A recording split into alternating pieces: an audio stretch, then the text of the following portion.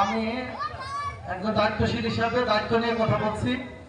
আমাদের সাথে আপনারা যোগাযোগ করবেন, আমরা আপনাদের সাথে আর আপনারা মুসলিম হিসাবে এই ব্যাপারে সজাগ থাকবেন।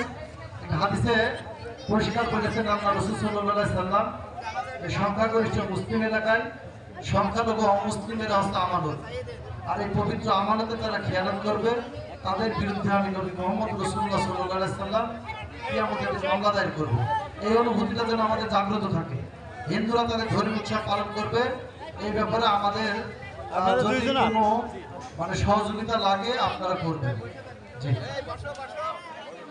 সুবহানাল্লাহ আলহামদুলিল্লাহ, সবাই জিকির করুন। সুবহানাল্লাহ আলহামদুলিল্লাহ লা ইলাহা ইল্লাল্লাহ।